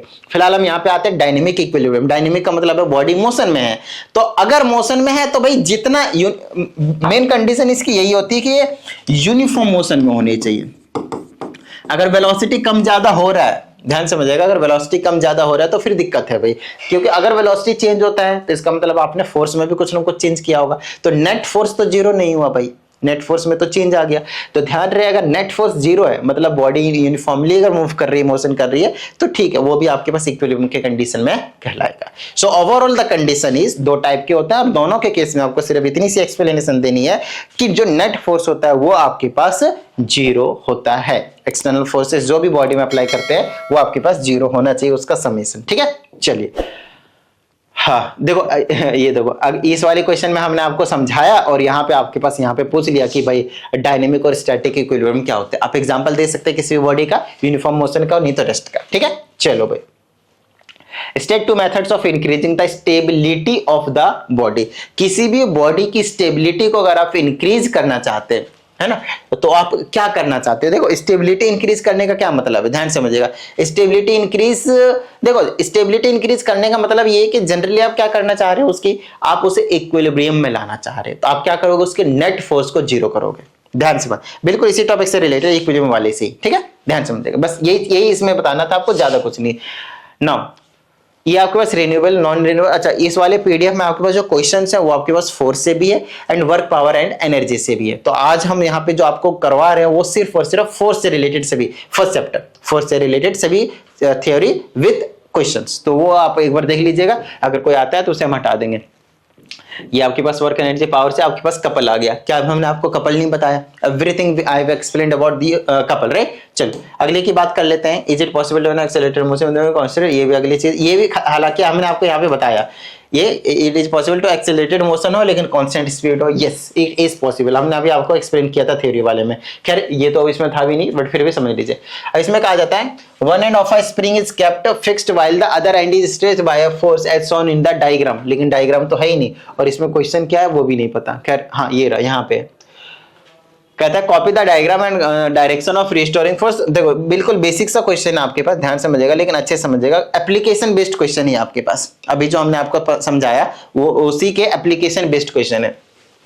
ये डायग्राम आपको दिख रहा है, कहता है डायग्राम को कॉपी करो, मतलब दोबारा से बनाओ और मार्क करो डायरेक्शन का of the restoring force. Restoring force समझते हैं आप लोग? रिस्टोरिंग फोर्स का मतलब होता है कि अगर आपके पास स्प्रिंग है या फिर किसी भी कोई भी इलास्टिक चीजें हैं, तो उसको अगर आपने फोर्स लगाया, इस तरीके से स्ट्रेच किया और लाकर आपने छोड़ दिया यहाँ पे, तो छोड़ने के बाद क्या करता है वो रिस्टोर हो जाता है। तो अगर वो रिस्टोर हो रहा है तो एक फोर्स तो लग रहा होगा ना भाई। लाइक अगर आपने इस वाले को ऐसे करके पकड़ के खींच दिया, यहां तक ले आया, अगर आपने इसको छोड़ दिया तो छोड़ने के बाद ये वापस अपने ओरिजिनल पोजीशन पे आने की कोशिश करता है। आई बात समझ में? तो ये जो ओरिजिनल पोजीशन पे आने की कोशिश कर रहा है, तो उस केस में ऑपोजिट डायरेक्शन में आपके पास एक फोर्स लग रहा है। यही डायग्राम को आपको कॉपी करना है और इस वाले डायरेक्शन में आप बोलेंगे this is the direction of restoring force. आई बात समझे? अपने ओरिजिनल पोजीशन को गेन करने के लिए जो फोर्स लगाती है body, that force is known as restoring force. ठीक है, next, name one instrument which works on the above principle. तो इस प्रिंसिपल पे कौन सा डिवाइस जो है वो एक्ट करता है वो आपको बताना है। नॉर्मल सा क्वेश्चन है, ध्यान समझिएगा। ये आपके पास उसमें आ जाएगा। कभी देखिए, नॉर्मल जब हम मास मेजर करते हैं तो नॉर्मल बैलेंस तराजू का यूज करते हैं। बैलेंस इसको कहते हैं, दोनों तरफ पड़ रहा रहता है, एक तरफ वेट डालते हैं, एक तरफ कुछ प्रोडक्ट डालते हैं और हम उसे मेजर कर लेते हैं। अब हमारे पास डिजिटल वाले भी आ गए, फाइन। बट ये सभी चीजें आपको मास बताता है। क्या बताता है? मास। बट अगर आप चाहते हैं कि एक्चुअल वेट क्या, वेट विथ ग्रेविटी, तो आपको यूज करना पड़ेगा स्प्रिंग बैलेंस। स्प्रिंग बैलेंस क्या करता है, वेट बताता है, और स्प्रिंग बैलेंस के केस में हम इस कॉन्सेप्ट का यूज करते हैं, इस प्रिंसिपल का यूज करते हैं। ठीक है, चलो भाई आगे की बात कर लेते हैं। ओके फाइन, अब देखिए यहां पे हमसे कहा जाता है, कहता है ए बॉडी ऑफ मास, आप लोगों ने सीसॉ देखा हुआ है, इस टाइप का रहता है, बीच में यहाँ पे कहीं पे फलक्रम रहता है जो कि दोनों तरफ की बॉडी को क्या कर रहा होता है, ये बैलेंस कर रहा होता है। कहता है a boy of mass 30 kg is fitting at a distance of 2 meters from the middle of a seesaw. Where should a boy of 40 kg is so that is to balance the saw? तो कहां पे place करें, कोई भी एक तरफ ले लीजिए, मान लेते हैं मैंने यहां पे लिया 30 kg का कोई बॉय है और इसका जो डिस्टेंस है वो आपके पास 2 मीटर है फ्रॉम दी, जहां पे बैलेंस हो रहा है फलक्रम से। तो कहता है हमारे पास एक अनदर बॉय है जो कि आपके पास, उसका मास आपके पास 40 kg है। देखो अगर आपने मास बढ़ा दिया है, ध्यान समझिए, अगर आपने उसका मास बढ़ा दिया है तो कहीं ना कहीं उसका जो डिस्टेंस है वो आपके पास क्या हो जाएगा, कम हो जाएगा, क्योंकि फोर्स और डिस्टेंस का प्रोडक्ट हमेशा इक्वल होने चाहिए according to principle of moments, है ना। Anti clockwise moments and clockwise moments दोनों ही आपके पास क्या होने चाहिए, इक्वल होने चाहिए, राइट। ओके, तो 100% इसको यहां नहीं, अब देखो पहले तो आपको नहीं पता, लेट्स से आपको नहीं पता तो कोई डाउट वाली बात नहीं है, आपको इतनी तो जरूर पता चल जाएगी कि भाई अगर बॉय को हमने इधर सीट करवाया है, बैठाया है, तो 100% इसको बैलेंस करने के लिए दूसरी तरफ बिठानी पड़ेगी। तो आप दूसरी तरफ कहीं भी ले लो, उससे कोई दिक्कत वाली बात नहीं है। तो मान लेते हैं हमने कि यहां पे ले लिया उस बॉय को 40 kg वाले मास को, ठीक है, तो ये वाला distance we don't know, so let's say this distance is x, कोई डाउट वाली बात नहीं है। अब आपको लगा देना है कि इस तरह से कभी भी हमको बैलेंस करना होता है तो प्रिंसिपल मोमेंट्स का यूज करते हैं, राइट। तो प्रिंसिपल मोमेंट्स का अगर मैं यहां पे यूज करता हूं तो आपके पास क्या आ जाएंगे, clockwise moment is equal to anti clockwise moment, या फिर anti clockwise moment is equal to clockwise moment. तो इधर का मोमेंट तो हो जाएगा फोर्स इंटू में perpendicular distance is equal to force into में परपेंडिकुलर डिस्टेंस। तो इधर का फोर्स कितना हो गया, नहीं पता, 30 kg दिया है, this is mass, remember this is not force, this is mass. So इसका वेट अगर आप निकालते हो तो वो हो जाएगा m इंटू जी। तो क्योंकि जी दोनों तरफ सेम रहेंगे तो उससे आप जी लोगे या नहीं लोगे फर्क नहीं पड़ेगा, बट एक्चुअल में आपको लेकर दिखाना है। तो इसका फोर्स हो जाएगा mg इंटू d1, तो m1 कर देता हूं इसको, है ना, मास को m1 इंटू जी और d1 is equal to m2 into g into d2। इससे ये कैंसिल हो जाएगा तो बन गया आपके पास m1 d1 is equal to m2 d2। अब आप डायरेक्टली वैल्यूज को पुट कर सकते हैं, आपके पास आंसर मिल जाएगा। m1 की जगह आप क्या पुट करेंगे, 40 पुट करेंगे, 40 है नहीं 30 इधर वाले की बात कर रहा हूं ना, इंटू में d1 कितना आपके पास 2 kg, 2 metre, sorry metre, is equal to m2 आपके पास 40 है, इंटू में distance we don't know, that is actually we have to find. तो इस 40 को इधर ले आता हूं तो ये हो जाएगा 30 इंटू 2 डिवाइडेड बाय में 40, 2 से काट देंगे 20 बार में, 2 ये कट जाएगा तो 1.5 मीटर आ जाएगा आपके पास डिस्टेंस। तो आपके पास इधर 2 मीटर पे रखा था तो इसको देखा ना मैंने, इसको इधर लाना पड़ेगा, मतलब 1.5 मीटर पे लाना पड़ेगा क्योंकि मास बढ़ाया था। तो दोनों का प्रोडक्ट हमेशा इक्वल होना चाहिए, हाँ। तो इसका प्रोडक्ट करेंगे तो कितना आ जाएगा आपके पास, 30 इंटू 60 आ जाएगा। अब इसका प्रोडक्ट करके देख ले, 100% 60 आएगा, तब जाकर ये जो चीज है आपके पास शीशो वो आपके पास कंप्लीटली बैलेंस हो जाएगा। आई होप आप लोगों के लिए समझ में आ गया होगा, ठीक है। चलिए नेक्स्ट है आपके पास, write the expression for calculating the moment of force about a given point. तो मोमेंट ऑफ फोर्स कैलकुलेट करने के लिए आप क्या करते थे, अभी हमने आपको ऊपर बताया भी था बनाकर कि इस तरह से होता था। इधर कोई आपके पास वेट है, आपके पास mg है, यहाँ पे बैलेंस हो रहा है आपके पास, इधर आपके पास w2 है, w1 w2, इधर का डिस्टेंस w1, इधर का w2, एक और वेट अगर हम मान दें इस तरह से w2 है, w3 है सॉरी, तो इसका जो वेट हो जाएगा वो d3 हो जाएगा, इधर एक और मान दे, तो इधर का टॉर्क और इधर का टॉर्क आपके पास क्या होना चाहिए, इक्वल होना चाहिए। तो ये एक्सप्रेशन हो गया आपके पास बेसिकली क्या कैलकुलेट करने के लिए, for calculating the moment of force. आई बात समझ में। तो एंटी क्लॉकवाइज वो प्रिंसिपल ऑफ मोमेंट जो आपको मैंने बताया था वही है, कुछ नहीं है। तो इधर वाले करेंगे तो क्या हो जाएगा, w1 इंटू d1 और प्लस में क्या हो जाएगा w3 इंटू d3 और इधर का क्या हो गया w2 इंटू d2। मान लेते हैं अगर इतना ही मानते हैं तो क्लॉकवाइज और एंटी क्लॉकवाइज मोमेंट्स इक्वल होने चाहिए, यहां से आप टॉर्क निकल जाएगा, ठीक है। चलो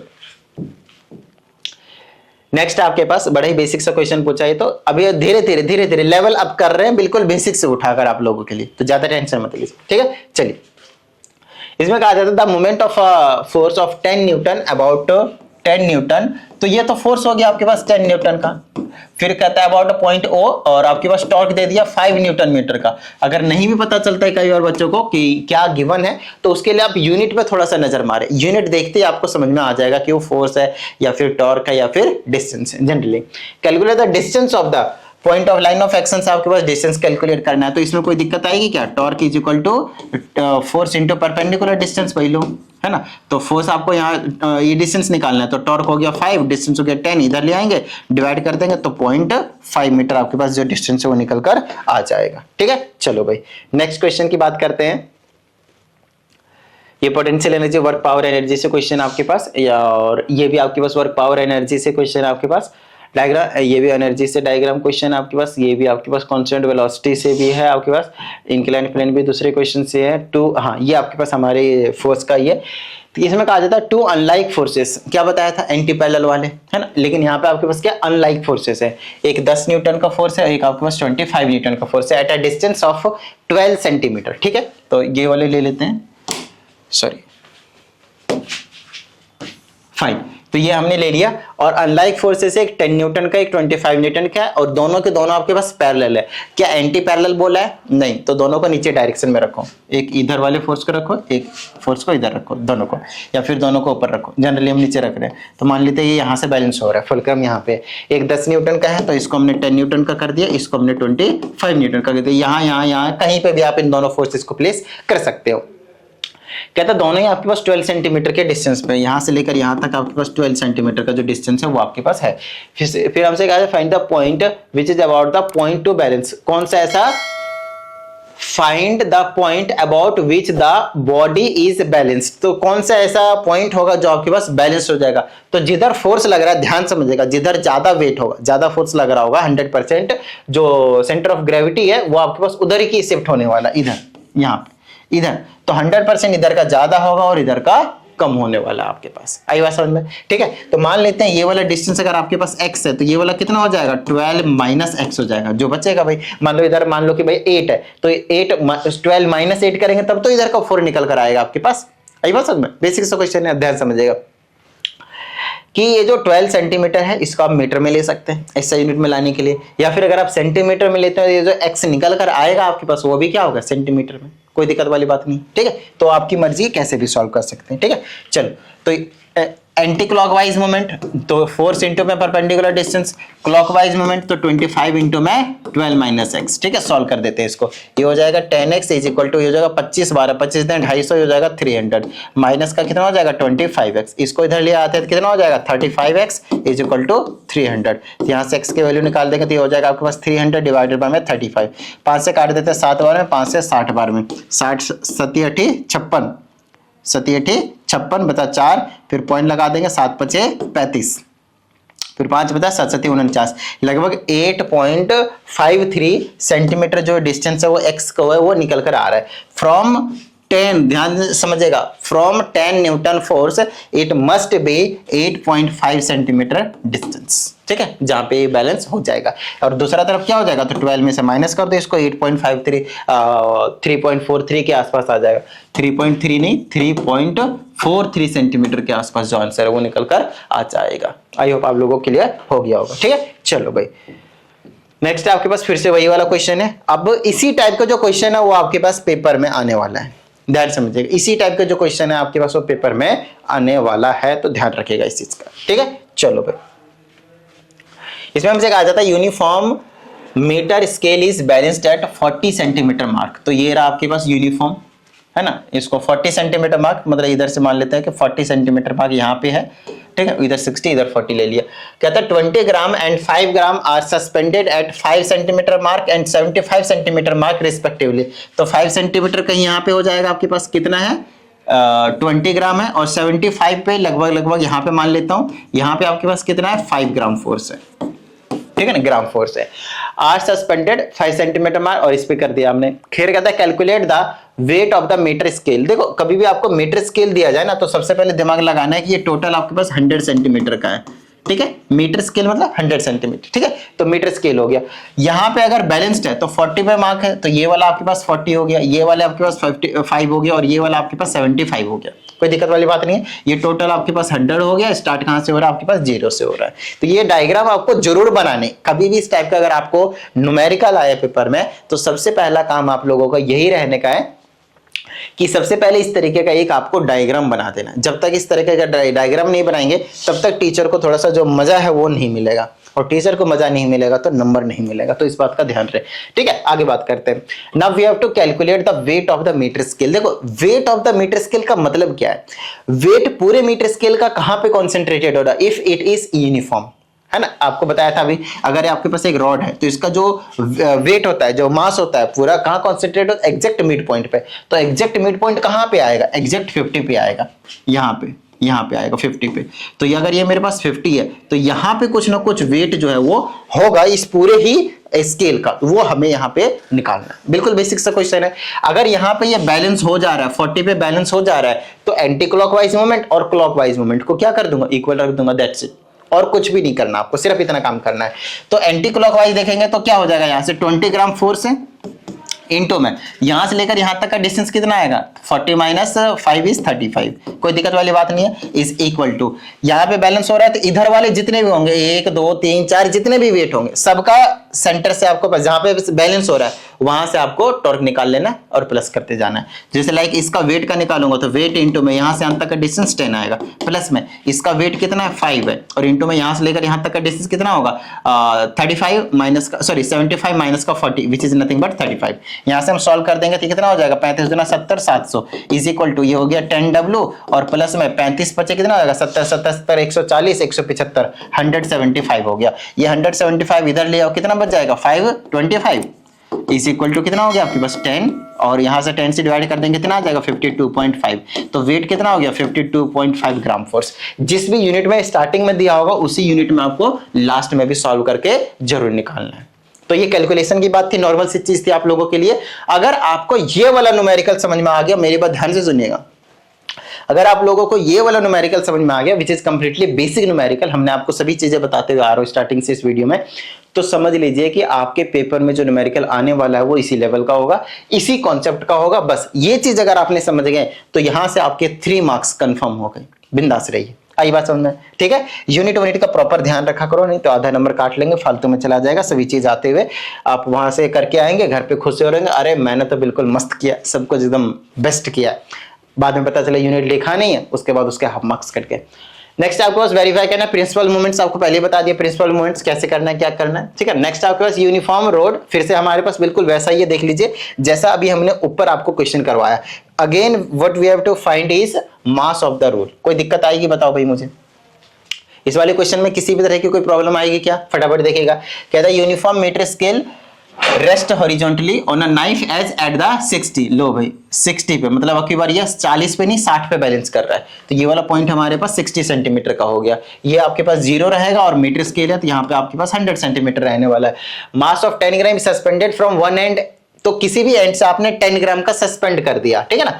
कहां पे क्या है? व्हाट इज द, अच्छा व्हेन अ मास ऑफ, यहां पे ध्यान समझिएगा, कहता है व्हेन अ मास ऑफ कितना 10 gram is suspended from one and, तब जाकर ये जो है वो बैलेंस्ड है। ध्यान समझिएगा, पहले तो आप ये समझिए कि किस साइड उस 10 ग्राम को पुट किया जाएगा। थोड़ा सा कॉन्सेप्ट इसका डिफरेंट है, तो ध्यान से, ज्यादा डिफरेंट नहीं है, वही कॉन्सेप्ट है, बस ध्यान से समझना है इसको। एक बार मैं करवा दूं, उसके बाद के क्वेश्चन आप खुद ही कर पाएंगे। अच्छा ध्यान समझिएगा, अगर यहां से ये बैलेंस हो रहा है, लेकिन ये बैलेंस होना पॉसिबल है क्या? क्योंकि ये तो यूनिफॉर्म रोड है, यूनिफॉर्म स्केल है हमारे पास, तो यूनिफॉर्म रूलर होता है तो वो कभी भी अपने आप एग्जैक्ट मिड पॉइंट के बैलेंस नहीं हो सकता, क्योंकि ये इसको मैंने राइट साइड शिफ्ट कर रखा है। तो ये किधर गिरेगा पहले आपको वो देखना है। ये 100% इस साइड गिरेगा क्योंकि इधर का मास ज्यादा है ना, सेंटर ऑफ मास कहीं 50 पे लाइक करना चाहिए, है ना। मान लेते हैं कि 50 नहीं है, ये वाला 50, ये 60 है, तो ये वाला 100% इधर गिरेगा, इस वाले डायरेक्शन में। तो अगर मुझे इसको इधर गिरने से रोकना है तो मुझे एक चीज दिया गया है कि ये 10 ग्राम का 10 ग्राम का आपके पास जो मास है वो आपके पास सस्पेंड करना है, लेकिन किधर सस्पेंड करना है वो आपको बताना है। तो 100% मुझे इस वाले डायरेक्शन में कितने डिस्टेंस पे करना है वो तो हमसे देखो भाई नहीं कहा गया है, एक चीज को समझिए, कितने डिस्टेंस पे कहा गया वो तो हमसे यहाँ पे नहीं कहा गया। तो ये वाला जो डिस्टेंस है, ध्यान समझिएगा, ये वाला जो डिस्टेंस है वो अभी हमें बिल्कुल नहीं पता, लेकिन ये बैलेंस्ड है, इतना हमें जरूर पता है ना, इतना हमें जरूर पता है। तो ऐसा करते हैं, इस वाले को यहाँ पे ले लेते हैं, बिल्कुल एंड पे, कोई दिक्कत वाली बात नहीं है। और कितना लिया हमने, 10 ग्राम लिया। कितना लिया हमने, 10 ग्राम लिया, ठीक है। ग्रेविटी इक्वल रहती है तो आप मास भी ले सकते हैं, कोई दिक्कत वाली बात नहीं, ठीक है। ओके, अब ये क्या हो गया, मेरे पास पूरी तरह से बैलेंस हो चुका है, पूरी तरह से आपके पास बैलेंस हो चुका है, ठीक है। अच्छा, यहाँ पे बैलेंस हो रहा है तो हमें मास ऑफ द स्केल निकालना है, मास ऑफ द स्केल निकालना है। तो ये वाली चीज ले लेता हूं मैं, वन एंड पे बोला था, यहाँ पे एंड पे ले लिया। यहाँ पे आपके पास क्या है, ये इसका सेंटर होगा, तो सेंटर पे हमेशा मास ऑफ द स्केल होता है, बताइए हाँ या नहीं। अभी तो ऊपर बताया ना, वेट ऑफ द स्केल कहाँ पे होगा, हमेशा एग्जैक्ट मिड पॉइंट पे। और यहाँ पे ये बैलेंस हो रहा है तो कोई दिक्कत वाली बात नहीं है, ये 50 है, ये देखो ये वाला कितना 50 है। तो anti clockwise moment which is nothing but weight into में 10 आ जाएगा। और राइट साइड में कितना आ जाएगा आपके पास, यहाँ से लेकर ये वाला 10 ग्राम हो गया, क्या हो गया आपके पास, 10 ग्राम हो गया। तो ये ग्राम में वेट नहीं आएगा, ये क्या आएगा, फोर्स आएगा एक तरीके से। तो वेट पूछा था 10 से इंटू कर लेगा 9.8 से ग्रेविटी गेट, ठीक है। इसको 10 कर देंगे ये वाला, और डिस्टेंस ये कितना होगा, यहाँ से लेकर यहाँ तक 40, कितना हो जाएगा 40। तो यहाँ से W क्या आ गया आपके पास 400, 10 से 10 ही उड़ा दो 40 आ गया। तो 40 ग्राम जो आपके पास वेट आपके पास पूरे स्केल का मास का निकल कर आ जाएगा। तो किस साइड आपके पास सस्पेंड करना है, राइट साइड, मतलब फ्रॉम द 40 सेंटीमीटर एंड ये वाला है ना, from where it is going to be balanced, ठीक है। उसके बाद ये चीज, तो जो भी आपके पास आंसर है 40 ग्राम में ही लिखना है आपको, क्योंकि सभी आंसर ग्राम्स में थे आपके पास, ठीक है। चलो भाई, ये लो, ये वाला क्वेश्चन 2 बार लिखा गया, ध्यान समझना, यहाँ पे मैंने आपको करवा दिया और इसका आंसर भी आपके पास 40 ग्राम ही है, तो कोई दिक्कत वाली बात नहीं है। आइए नेक्स्ट क्वेश्चन की बात करते हैं। Again the same question is here. इसमें मेरे हिसाब से आपको तनिक भी दिक्कत नहीं होनी चाहिए भाई, बिल्कुल सेम क्वेश्चन है, सिर्फ डिजिट आपके पास चेंज है। तो अगर आपने ये क्वेश्चन कर लिया खुद से तो समझ जाइए, आंसर भी मैंने यहाँ पे लिख दिया, ध्यान समझ लीजिएगा, आंसर लिखा हुआ। और अगर आंसर लिखा हुआ इसका मतलब ये है कि आपको थोड़ी सी हेल्प हो गई फॉर द कंफर्मेशन कि हाँ भाई हमसे हो जाएगा। कंसेप्ट समझा दिए, क्वेश्चंस करवा दिए और सेम टाइप के क्वेश्चन है, तो इसको प्लीज अच्छे से जरूर कर लीजिएगा, यूनिट का प्रॉपर ध्यान रखिएगा, ठीक है। नेक्स्ट क्वेश्चन की हम बात करते हैं। ए ब्लॉक, अच्छा ये वाला जो क्वेश्चन है आपके पास ब्लॉक वाला, वो आपके पास वर्क पावर एंड एनर्जी से है, तो इसको थोड़ा सा रहने दीजिए, हम आगे डिस्कस करेंगे। ये भी वर्क पावर एनर्जी से है, ये भी वर्क पावर एनर्जी से नहीं है। अभी हमने इसको डिस्कस कर लिया है, सीजीएस यूनिट और SI unit, 1 newton is equal to 10 to the power 5 9 होता है। ये चीज हमने आपको बताई रखा है, रिलेशन है ना, आपको ड्राइव करना है रिलेशन। वर्क पावर एनर्जी में भी है आपके पास, यहाँ पे भी है आपके पास, तो ठीक है यहाँ पे कर लेते हैं भाई, कोई दिक्कत वाली बात नहीं है। हमें बता दिया कि 1 newton is equal to 10 to the power 5 dynes होता है। और ऑलरेडी हमने अभी थ्योरी वाली चीजें, ये चीजें भी हमने आपको करवाया। अब हमसे कहता है कि एसआई यूनिट और सीजीएस यूनिट के बीच में रिलेशन जो है एस्टैब्लिश कीजिए, जबकि 1 न्यूटन जो है वो 10 to the raise power 5 dynes के इक्वल होता है। फाइन, देखो न्यूटन का मतलब क्या, फोर्स का मतलब क्या, मास इनटू में एक्सेलरेशन, ध्यान समझिएगा। तो ये जो मास है वो किस में होता है, केजी में, और एक्सेलरेशन किस में होता है, मीटर पर सेकंड स्क्वायर में। ये हो गया आपके पास एसआई यूनिट। वहीं पे अगर मैं सीजीएस की यूनिट की बात करता हूं तो केजी किस में होने चाहिए, ग्राम में। ये जो मीटर होने चाहिए किस में होने चाहिए, सेंटीमीटर में। और सेकंड तो सेकंड में होना चाहिए, तो पर सेकंड स्क्वायर, ठीक है। तो अगर मैं केजी को ग्राम में लाता हूं तो 1000 से मल्टीप्लाई करूंगा, बोलिए कोई दिक्कत नहीं सर। मीटर को सेंटीमीटर में लाता हूं तो 100 से इंटू करूंगा, कोई दिक्कत नहीं सर। सेकंड को तो सेकंड में रखना है, तो कितना हो गया ये 10 to the raise power 5। KG जो ग्राम में हो गया, ये मीटर जो सेंटीमीटर में हो गया, और सेकंड को सेकंड में। So this is your CGS unit. तो आपने यहाँ पे प्रूफ कर दिया कि 1 न्यूटन जो 10 to the raise power 5 dyne के इक्वल होता है, खत्म बात। इस चीज को हम डाइन कहते हैं, डाइन, ठीक है। न्यूटन, इस चीज को आप न्यूटन बोलेंगे और इस चीज को आप डाइन बोलेंगे। ऐसा यूनिट सीजीएस यूनिट, कोई दिक्कत वाली बात नहीं है, हो गया रिलेशन ड्राइव, ठीक है। चलो हाँ, ये वाला बिल्कुल बेसिक सा क्वेश्चन है, और ये तो मतलब बच्चा इससे ज्यादा आसान क्वेश्चन क्या ही मिलेगा आप लोगों को, राइट। देखो कहता है a man can open a nut by applying force of this much, मतलब फोर्स अप्लाई किया 150 न्यूटन। यूनिट का भी प्रॉपर ध्यान रखें। लीवर हैंड की जो लेंथ है आपके पास, परपेंडिकुलर डिस्टेंस आप कह लें, वो आपके पास 0.4 मीटर। कहता है what should be the length of the handle if is able to open it by applying a force of 60 newton. कहता है अगर पहले तो ये देखो कि अगर मुझे खोलना है तो उसके लिए हमें कुछ ना कुछ टॉर्क लगाना पड़ेगा। तो कितना टॉर्क लगा रहे, कपल बोलते हैं, नॉट टॉर्क, कपल बोल देते हैं, ठीक है ना, कपल। क्योंकि अगर आप ढक्कन वगैरह को खोल रहे हैं तो कपल हो गया आपके पास। तो ये हो गया फोर्स इंटू में डिस्टेंस, तो पॉइंट हटाओ, नीचे 10, 0 0 कैंसिल, 15 चौके 60, तो 60 न्यूटन मीटर का जो आपके पास कपल है वो आपके पास लग रहा है। बाद में हमसे कहता है कि अगर मैं फोर्स को 60 न्यूटन लगाता हूं तो हमें कितनी लेंथ जो है हैंडल की वो रखनी पड़ेगी, कितनी लेंथ जो है वो हैंडल की रखनी पड़ेगी। तो भाई खोलने के लिए तो इतना ही कपल की जरूरत है, तो कपल तो यही लेना है आपने। आप अब की बार नया क्वेश्चन फिर से बनाना है इसमें कि कपल इज इक्वल टू वही है force into perpendicular distance either force. Couple की जगह 60 न्यूटन मीटर रखना है, फोर्स की जगह कहता है 60 रखना है, तो कहता है कि ये वाला जो डिस्टेंस है वो कितना होना चाहिए, लेंथ कितना होना चाहिए, डिवाइड कीजिए तो डिस्टेंस हो गया आपके पास 1 मीटर। बताओ भाई, कोई दिक्कत वाली बात नहीं है आपके पास, 1 मीटर आपके पास आंसर, कोई प्रॉब्लम वाली बात नहीं। बेसिक क्वेश्चन था बट ठीक है, कॉन्सेप्ट था, अच्छा था। आइए अगले क्वेश्चन की बात करते हैं। इसमें कहता था perpendicular distance between the point of application and the force turning force, this से मल्टीप्लाई करना आपको moment of force, torque is equal to क्या होता है, force into perpendicular distance. Force दिया हुआ आपके पास, परपेंडिकुलर डिस्टेंस दिया है, मल्टीप्लाई करो, मॉडुलो आंसर लो। ठीक है, नेक्स्ट क्वेश्चन की बात करते हैं। इसमें बिल्कुल डायरेक्टली दिया हुआ है, बिल्कुल वही क्वेश्चन है, कुछ अलग नहीं है। हाँ, एक कपल है, ये कपल वाला क्वेश्चन है, तो डायरेक्टली यहाँ पे भी आपको मल्टीप्लाई करना है, कोई दिक्कत वाली बात नहीं, यूनिट का प्रॉपर ध्यान रखना और कुछ नहीं। और ये वाला भी क्वेश्चन है, बिल्कुल सेम हो गया, बिल्कुल सेम हो गया, सिर्फ मल्टीप्लाई करना है, मल्टीप्लाई डिवाइड आपको आता है। चलो, और ये वाले क्वेश्चन तो उससे रिलेटेड आ गया, किससे, वर्क पावर एनर्जी से। ये वाला भी क्वेश्चन बिल्कुल बेसिक सा क्वेश्चन हो गया आप लोगों के लिए, इससे आसान क्वेश्चन क्या ही मिलेगा भाई। और ये वर्क पावर एनर्जी वाले आप सारे क्वेश्चन जो है वो वर्क पावर एंड एनर्जी वाले जो क्वेश्चन है वो आप लोगों के आने शुरू हो गए। तो आप लोगों को जो भी डाउट आता है वो इस नंबर पे भेजते जाइए, आप लोगों को प्रॉपर वीडियो सोल्यूशन जो है वो मिलता चला जाएगा।